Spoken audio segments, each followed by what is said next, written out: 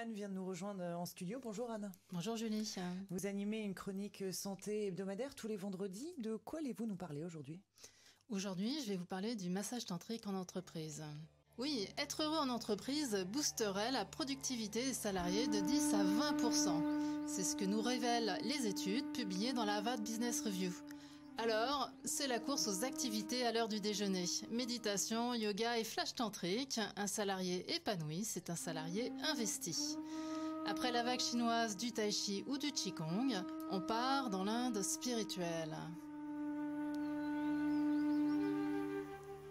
Le tantra a une réputation sulfureuse. Il est souvent associé au Kama Sutra. Mais le tantra, c'est avant tout des pratiques yogiques pour libérer le corps de ses blocages. Son fondement philosophique touche aussi bien les arts, les sciences ou encore les relations humaines. Il a été popularisé par le néo-tantra dans les années 60-70.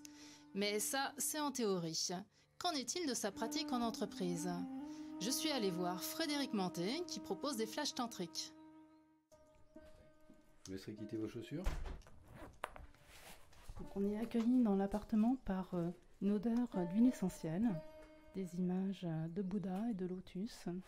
Voilà, donc ce que vous allez faire, je vois que vous avez un gilet, vous allez quitter votre gilet et puis juste vous allonger sur le ventre. Donc l'idée c'est juste de ressentir ce qui se passe à l'intérieur de vous et de mettre une respiration consciente à l'intérieur du corps. Donc c'est pas une respiration forcée, c'est une respiration consciente. À l'inspire pour laisser remonter tout ce qui se passe à l'intérieur du corps jusqu'au niveau de la tête. Et à l'expire, si c'est désagréable, le rendre à l'univers. Et si c'est agréable, de le mettre à l'intérieur des pieds, à l'intérieur des mains. Mouvement enveloppant le torse, redescendant le long de la colonne vertébrale jusqu'au sacrum. Une fois sortie de ma torpeur, j'ai demandé à Frédéric comment tantra et lâcher prise rimaient avec entreprise. En fait, je suis très content de pouvoir proposer une relaxation qui porte le nom tantrique pour montrer à quel point le terme tantrisme est dévoyé et justement pouvoir montrer que dans cette énergie tantrique qui permet de pouvoir explorer d'autres plans que les plans physiques, des plans plus émotionnels et spirituels, peuvent être proposés à tous et à toutes, et sans aucun a priori. Et Frédéric, vous travaillez dans une société d'informatique. Est-ce que vous pouvez nous expliquer quelle était la motivation de la société pour faire appel à vos services? Alors c'est une société informatique qui aujourd'hui a été lauréate du statut Best Place to Work. Ce qu'ils voulaient, comme c'est une société qui est principalement animée par des hommes, que la parole puisse se libérer, alors la parole à l'intérieur de l'entreprise, la parole aussi au niveau des collègues, et que ces personnes-là puissent, dans un temps donné, eux ont choisi 30 minutes, puissent arriver, en plus de la relaxation proposée, à poser des mots sur ce qui les encombre ou sur ce qui les anime à leur quotidien, et afin de permettre que peut-être dans l'entreprise les échanges entre les uns et les autres puissent se faire autrement qu'informatiquement. Vous ne pensez pas que ça devienne du coup un outil supplémentaire pour les RH pour obtenir plus de leurs salariés, en allant peut-être vers une sorte de didacte du bien-être où celui qui semble mal dans sa peau est finalement celui qui est le faible et qui ne sait pas se prendre en charge?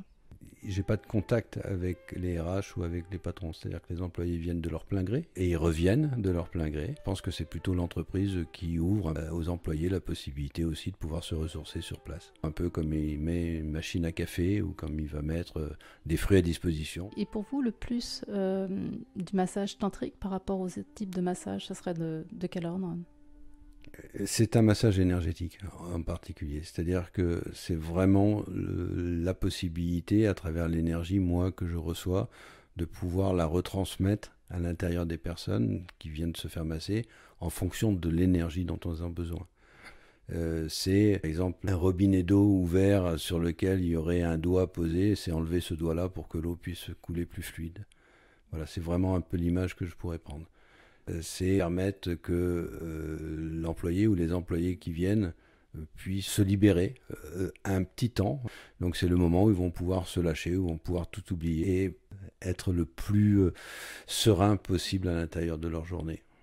Les salariés qui se font masser par vous, quels sont les types de retours que vous avez? En fait, ils ont du mal à croire qu'ils ont pu s'abandonner. Ils retrouvent toute l'énergie, justement, qui était à l'intérieur de leur corps et qui était bloquée par des problèmes uniquement psychologiques, alors que le corps est là, justement, pour pouvoir détendre l'âme et détendre l'esprit. Détendre l'âme des salariés, mais à quoi ça sert, Frédéric?